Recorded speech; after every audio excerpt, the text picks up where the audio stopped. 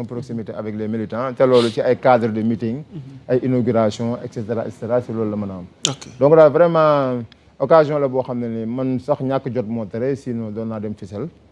pour véritablement dajeeg moom d'abord parce que gis ko fii Dakar dafa xaw a jafe ah donc boo ko bëggee gis ni nga fekk Fissel sax lay gën a yombe quoi donc vraiment on comprend que parti bi fi mu ne nii y a de l'animation. non y a de l'animation parce que déjà lan ngeen ci jublu lan ngeen nar politiquement parlant mais man animation bi nga xam ne en tout cas moom laa si njëkk a saluer mooy en dehors du fait que le premier ministre en tout cas occasion bu am mi ngi dem si militants yi mais JPS aussi JPS bi man maa leen di féliciter bu baax parce que j'ai remarqué que en dehors de la mobilisation de la jeunesse ñu ngi organiser ay série de formations ñoom ay conférences lañ ko tuddee mais c'est des formations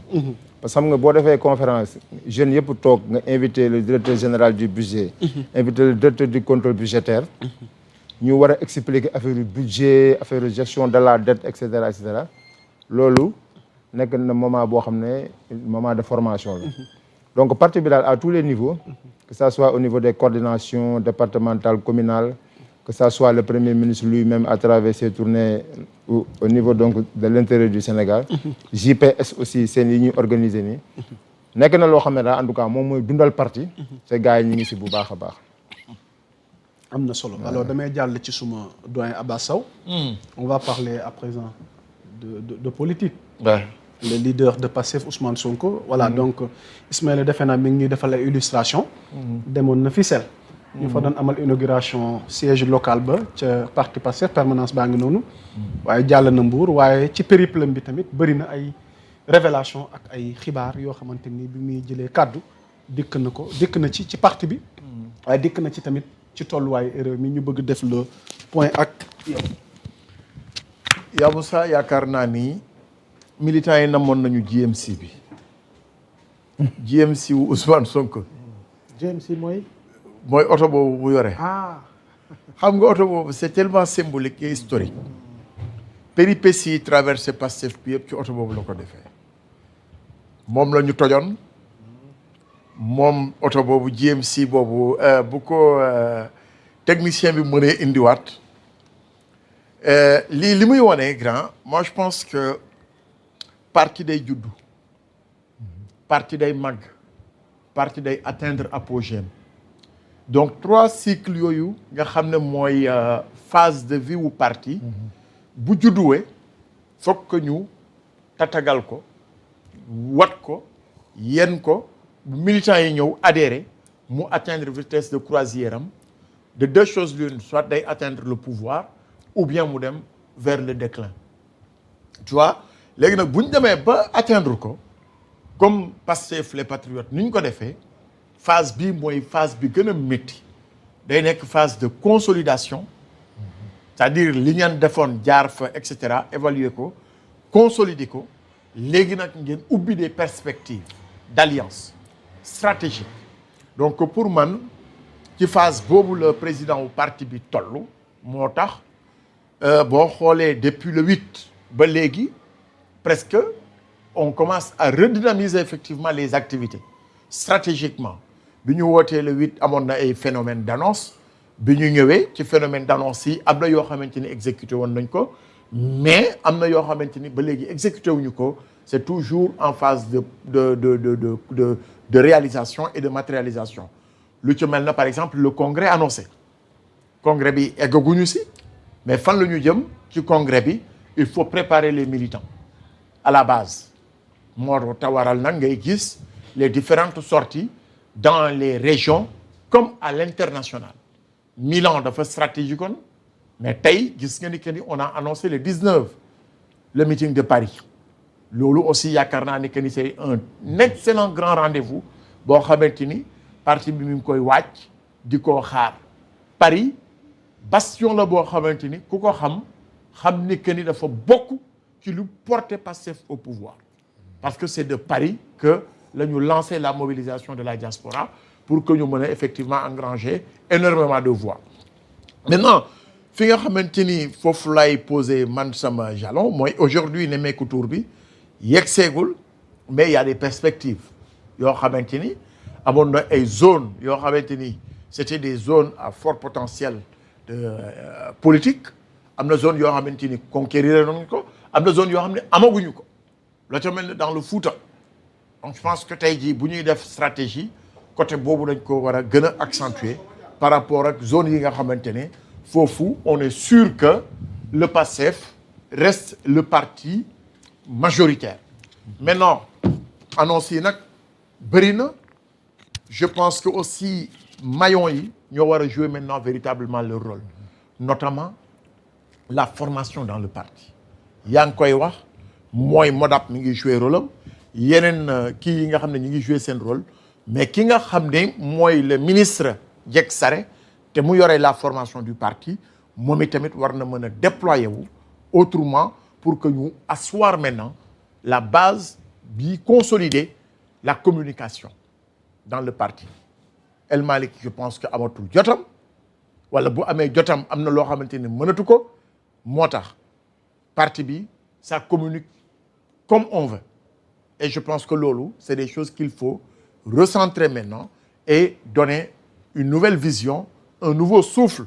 à l'orientation politique bi nga xam ne moom la ñu jël parce que communication politique bi fu ñu toll nii mënul nekk rek que politique dafa war a ànd aussi ak gestion du pouvoir c'est-à-dire c'est deux choses qu'il faut pouvoir gérer boo xoolee ay defante beeg et cetera loolu yëpp day wane ni que ni il y a de l'engouement mais quand il y a de l'engouement il faut canaliser effectivement les gens pour que ñu xam sur quoi on va comment il faut y aller avec qui pour atteindre effectivement les objectifs jëm ci wàllu parti bi maintenant man li may xaar mooy le 19 à Paris xam nga lu tax non dafa amoon benn wujje bu grave bi amoon waxal lan la ci diggante Paris ak Italie ak Milan waaw Paris Milan donc après ñu dem Paris ñu dem Italie alors que c'était Paris qui était annoncé ok léegi démonstration de force bi on va voir ce que ça va donner naa man moom ñu yóbbante da ngay dem Paris déet doyen mu ñëw laal la daal incha allah waroon nga fi nekk ñun daal yaay sunu Miss Diaspora ndax yooyu moom lañ ko dénk ci kër gi des que diaspora bi doyen Abdoulaye Mbow alors politiquement parlant l'acte posé par Ousmane Sonko à travers son parti alors qu'est-ce qu'il faut comprendre ci démarche bi d'abord inauguration contexte bi motif bi inauguration siège exactement oui ça a été transformé véritablement en un regroupement un regroupement exactement occasion pour mën a wax ak say militants waaw wax ak ay say sympathisants là c'est véritablement toujours dans la dynamique de remobilisation véritablement te loolu jàpp naa ne parti bu ne loolu daf see war di yëngu wax nga transmettre ay messages messages yi ce sont des messages différents message à caractère politique message à caractère économique message concernant la gestion de la gouvernance actuelle pour fàttali ni ñoom ils sont dans une dynamique d'alternative et que bilan gouvernance bi ñëpp xam nañu ne itamit gouvernance de transition la parce que c'est une gouvernance de redressement économique et financier du pays donc loolu du loo xam ne en réalité c'est un secret de polichinelle et je pense que loolu dynamique boobu nag gars yi bu ñu si nekkee lépp solo mooy continuer di maintenir le cordon ombilical avec la base et les sympathisants c'est d'aller dans le sens de se donner les arguments pour convaincre celui qui n'est pas encore convaincu et Abbas a raison sur ce point-là par rapport au dynamisme bi nga xam ne moo war a habiter l'école du parti si seen ñoom seen formation mais élément bi nga xam ne moo ëpp solo y a qu'un général en réalité qui appelle les troupes y a qu'un général qui conduit les troupes y a qu'un général qui anime les troupes alors qu'il a des lieutenants ces lieutenants-là aujourd'hui sont à des postes de responsabilité. Absolument. Ils sont ministres, ils sont directeurs généraux, ils sont présidents de conseil d'administration, ils sont présidents de conseil d'orientation, etc. Donc ñooñu itamit dañu am rôle crucial boo xam ne itam dañ ko war a jouer. Ils ne doivent pas s'éloigner de la base ñoom seen wàllu bopp. Parce que boo soree base bi rendez-vous bu jotee da ngay delluwaat ci base bi. Absolument. Quel sera le comportement de la base? Il faut être proche de la base et c'est ça mooy li nga xam mooy la réalité politique soo bëggee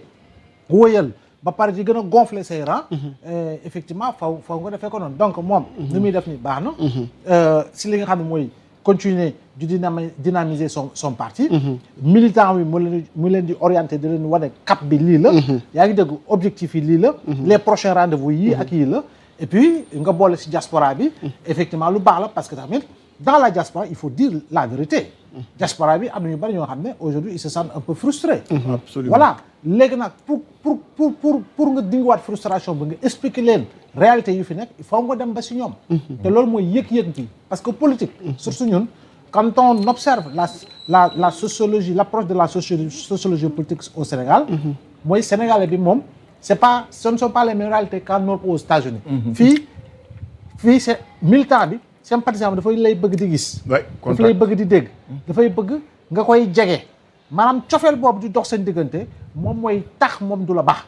waaye bu fekkee da nga ko wan ginnaaw. suba da ngay def comme ancien ministre boobu nga xam ne daa xaar ba élection jot mu dem di jouer bongo wala di jouer ay guitare. yaa ngi dégg.